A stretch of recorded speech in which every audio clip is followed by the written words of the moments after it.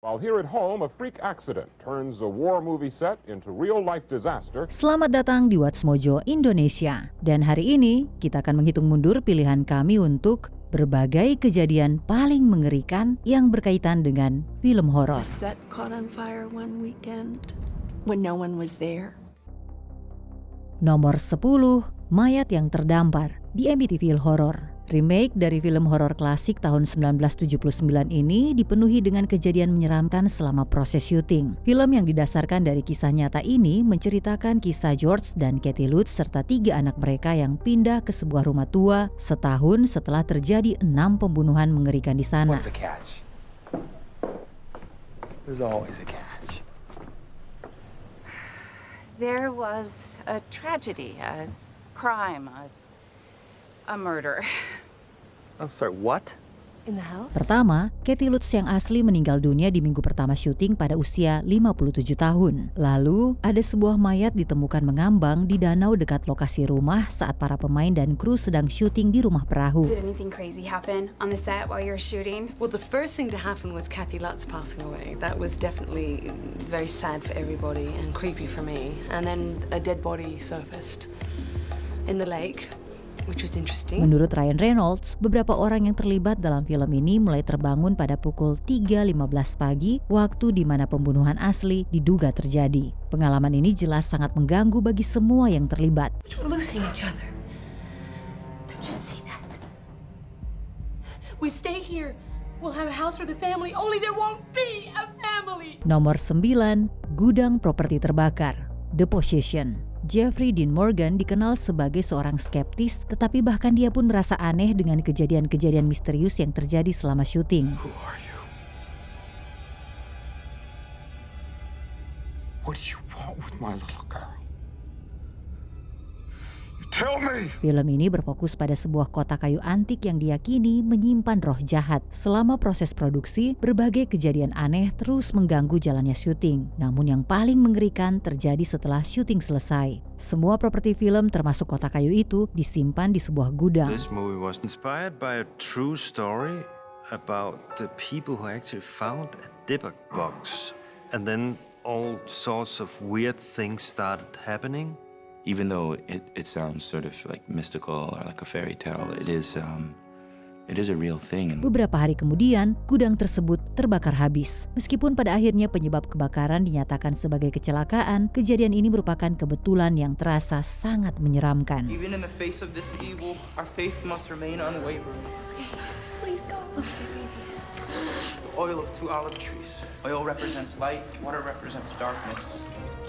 May God separate between these two, as only light can dispel darkness. Nomor 8, Kameramen Kehilangan Mata, Maximum Overdrive. Produksi film ini seolah dikutuk. Film Maximum Overdrive diadaptasi dari cerita karya Stephen King dan merupakan satu-satunya film yang pernah ia sutradarai. Honey, come on over here, sugar buns. This machine just called me an asshole. Tidak hanya tidak berpengalaman, King kemudian mengakui bahwa ia berada di bawah pengaruh zat terlarang selama syuting. Proses syuting pun sempat terhenti akibat badai yang menerjang lokasi. Namun, tragedi terbesar terjadi pada sinematografer Armando Nanuzzi.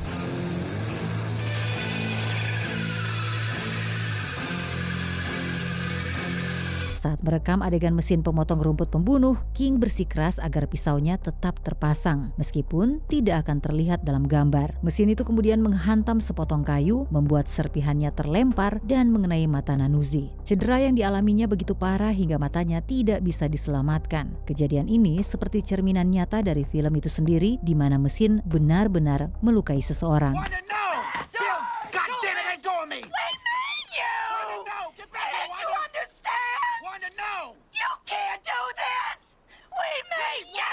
Nomor 7, kecelakaan tragis di lokasi syuting. Resident Evil: The Final Chapter. Film zombie memang sering menampilkan adegan penuh darah, tetapi cedera yang terjadi seharusnya tidak nyata. Saat sedang syuting, Olivia Jackson, stunt double Mila Jovovich, mengalami kecelakaan mengerikan. Saat mengendarai motor dengan kecepatan tinggi, ia menabrak mesin derek yang bergerak lambat. Olivia Jackson is speaking out exclusively to ABC News, suing Resident Evil producers after she lost an arm in what she describes as a haphazardly planned stunt gone terribly wrong. Wajahnya hancur, ia mengalami trauma otak serta patah tulang di berbagai bagian tubuhnya. Beberapa saraf di sumsum tulang belakangnya putus dan lengan kirinya harus diamputasi. Olivia menghabiskan 2 minggu dalam kondisi koma yang diinduksi secara medis dan kemudian berhasil menggugat produser. The movie's producers misled her into believing that their insurance would cover any potential injuries sustained on the job. She says that after the accident, they promised to provide full financial support of all medical expenses, but later reneged and only paid a small fraction. 3 bulan setelah kecelakaan itu, seorang kru lainnya, Ricardo Cornelius, tewas tertimpa hammer di lokasi syuting. Mungkin ada baiknya ini menjadi film terakhir dalam seri aslinya. Now she and her attorneys are calling for change in Hollywood, hoping her loss will prevent others from experiencing tragedy. I'd love to make everybody aware of these situations like this, so that they can take better care of themselves again, so that it doesn't happen again. Nomor 6, lampu jatuh dari langit-langit, Annabelle. But then things got worse. How did you end up with it? It was a gift from my mom for my birthday. I don't know where she got it, but we are beyond terrified. Banyak orang percaya bahwa boneka Annabelle yang asli memang berhantu. Tapi bagaimana dengan replikanya dalam film ini? Para pemain dan kru film punya alasan kuat untuk berpikir kalau boneka itu juga berhantu setelah kejadian aneh yang terjadi selama syuting. I'm here playing a demon and I'm the composer as well. Our composer is also our demon. And that was the case on both Insidious movies. Bathsheba and The Conjuring was Joe as well. And I figured, my gosh, I got to carry the tradition forward. It's kind of a Zen process, really. It's really kind of you have to sort of settle into it and surrender. Saat pertama kali mengenakan riasan iblis lengkap, aktor Joseph Pissarra naik lift menuju lokasi syuting. Tepat di belakangnya, Christopher Shaw yang memerankan Fuller, sang manajer gedung. Namun karakternya akhirnya dihapus dari film. Saat mereka berjalan di lorong, tiba-tiba sebuah lampu di langit-langit jatuh tepat di kepala Shaw. Yang lebih menyeramkan, dalam naskah aslinya, iblis itu memang seharusnya membunuh Fuller di lantai tersebut di dalam lift.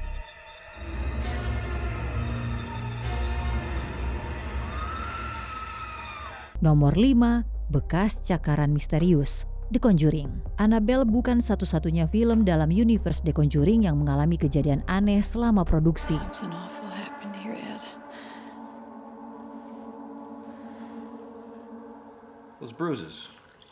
From something that happened here? Artis Vera Farmiga sedang melakukan riset menggunakan laptop tentang karakternya Lorraine Warren, lalu ia menerima telepon dari sutradara James Wan. Saat ia membuka kembali laptopnya setelah telepon itu, ia menemukan 3 garis mencolok seperti bekas cakaran di layar. Yang lebih mengerikan, pada hari terakhir syutingnya, Farmiga menemukan 3 lebam di kakinya yang mirip dengan tanda di layarnya. I felt fortified by my own faith. Yes. And my prayers were enough to kind of just dissipate whatever that thing that was trying to scare me. Sutradara Annabelle, John Leonetti juga melaporkan menemukan 3 bekas cakaran pada debu di jendela saat menyiapkan lokasi syuting. Apakah kita benar-benar yakin kalau iblis itu tidak nyata? Give her back to me.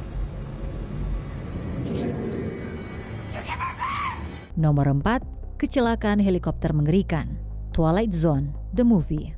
Kejadian ini merupakan sebuah tragedi. Saat syuting adegan malam hari, aktor Vic Morrow dan 2 anak kecil tewas ketika sebuah helikopter jatuh menimpa mereka. In California, they were filming a war movie today when suddenly a helicopter carrying a camera crew crashed right in the middle of the action. Kru stunt menyalakan bahan peledak terlalu dekat dengan helikopter, menyebabkan baling-baling ekornya lepas dan membuatnya kehilangan kendali. Yang lebih buruk lagi, seharusnya anak-anak itu tidak ada di sana. Sutradara John Landis melanggar undang-undang perlindungan anak agar anak-anak itu bisa bekerja di malam hari dan berada di sekitar bahan peledak. A deputy state labor commissioner says the youngsters probably were working illegally, noting that actors under 16 are not permitted to work late at night without special permission. Namun yang membuat ini menjadi kebetulan yang sangat menyeramkan adalah kejadian 9 tahun sebelumnya. Sebelum syuting adegan helikopter dalam film lain, Morrow pernah bersikeras untuk mendapatkan asuransi jiwa senilai $1 juta karena ia selalu merasa bahwa ia akan meninggal dalam kecelakaan helikopter.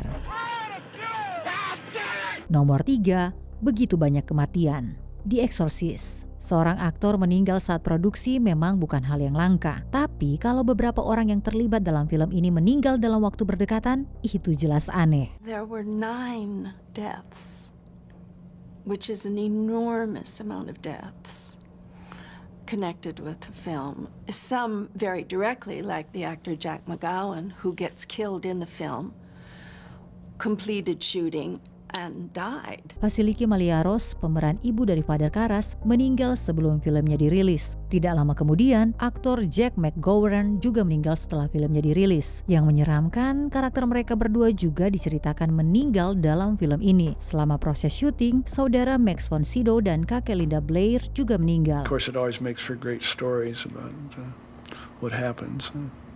If it was cursed or whatever.